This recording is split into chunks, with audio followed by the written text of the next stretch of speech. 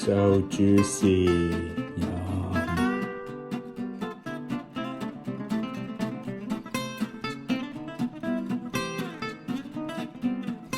Hi, welcome back to Food Travel Shopping Channel, and you're watching Cooking Like the Yeungs. Today I will be reviewing my secret recipe of the melt-in-your-mouth spare ribs. So let me show you how to make this bad boys right here.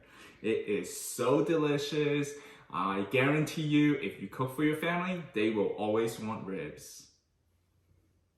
If this is your first time watching with us, please hit the subscribe button right now so that you won't miss any future video. And hit the bell notification. If this is your first time watching with us, please hit the subscribe button and also the bell notification so that you won't miss any of my future videos. So let's get started with cooking this melt-in-your-mouth spare ribs. Let's get started. So let's get started in terms of how I'm gonna make this melt-in-your-mouth spare ribs. Here are the ingredients to make our melt-in-your-mouth spare ribs. So let's take a look at some of the ingredients here. So first of all, we are going to transfer over the brown sugar, and we're gonna simply put it into the crushed tomato. Okay, so we're doing the marinated sauce here first. All right, I'm gonna give this a quick mix. All right, so then I'm gonna add in the liquid Worcestershire sauce, okay, the soy sauce, red wine vinegar,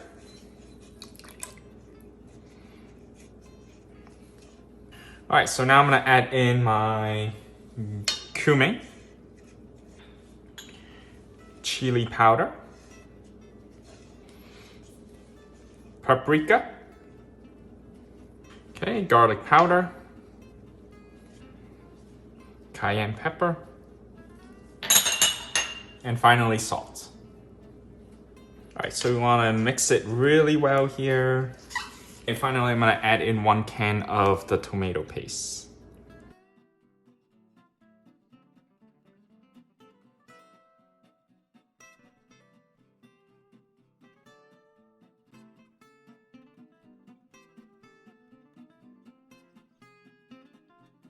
All right, so adding the tomato paste, it will help the sauce to be a little bit thicker, so less runny. So that is the reason why we're adding our tomato paste here. All right, so once you mix it really well, everything is well combined, we're gonna set this to the side. All right, so I have about 3.5 pounds of the pork spare ribs here. So I'm gonna marinate with my sauce that we just made here. And I'm using my Staub Chiatera. And this is a great alternative just in case for those who have never thought to use a brazier to actually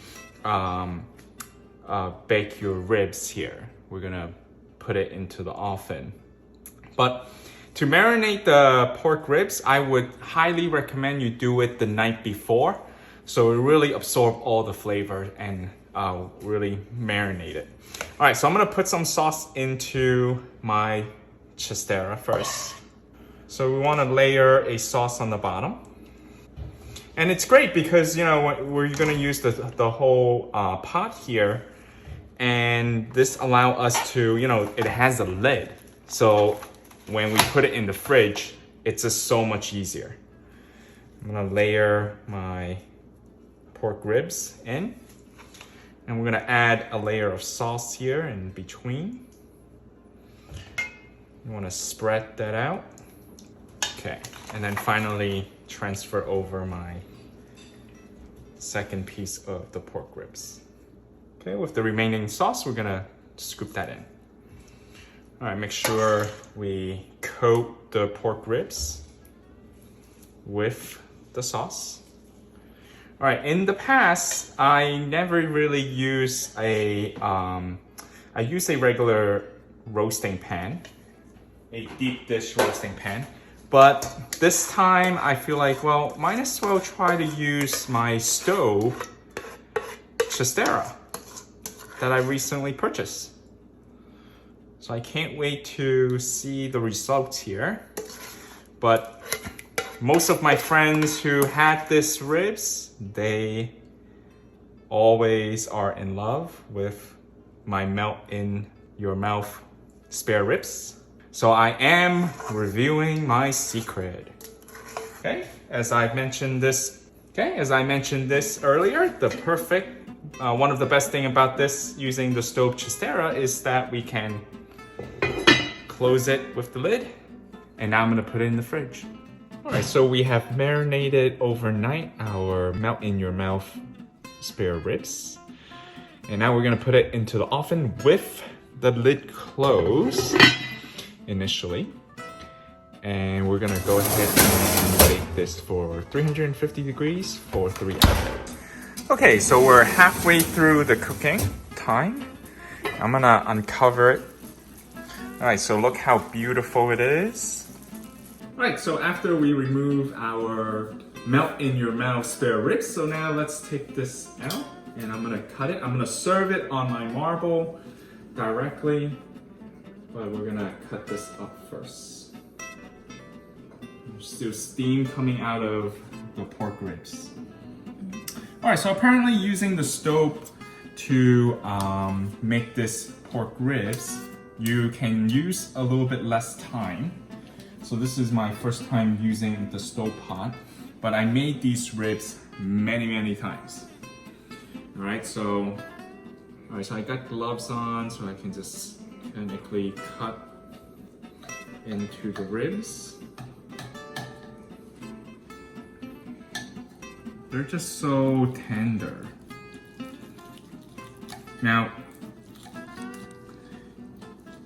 just want to show you how it looks like. All right, so this is the close-up.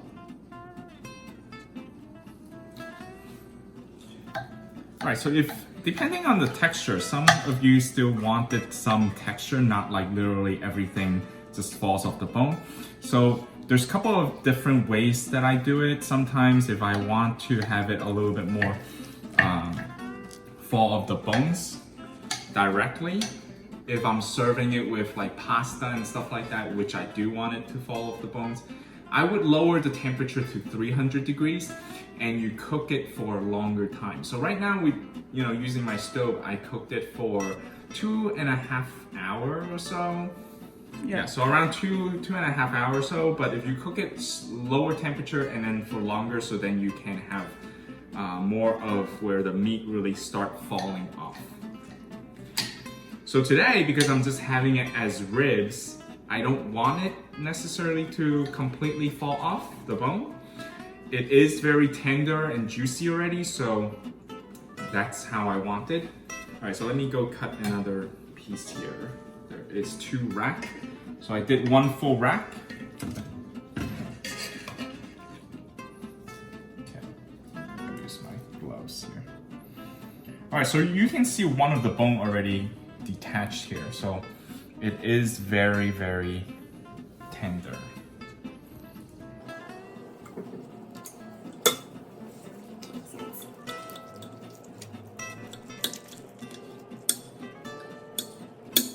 So the bone came out already.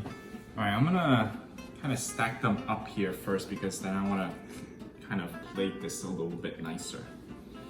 So let me just cut this first.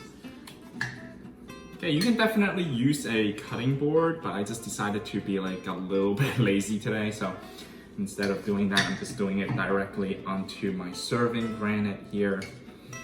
So I'll just wipe down the side eventually. Move this piece back over here. I am gonna drizzle some of the sauce a little bit, okay? But I'll wipe it all down nicely. All right, so with some of the remaining sauce, I'm just gonna put some on top here. Just spread it out a little bit so then it looks really juicy and nice when you serve it. It smells so good. This is a must-try melt in your mouth spare ribs. And today, I made it a little bit more firm than usual. Okay, because sometimes, you know, when I serve it with pasta, when I cut into it, it literally just falls apart. And today I just want to make it a little bit more firmer so then you can see the actual structure of the ribs. But this came out beautiful. Cilantro on top, and this is my melt in your mouth ribs. Okay, if you think this looks excellent, this looks beautiful, please give me a thumbs up right now. Show me your to show your appreciation, and if you feel like trying it, feel free to rewatch this video and look at the ingredients and such. And now it's time for a taste test.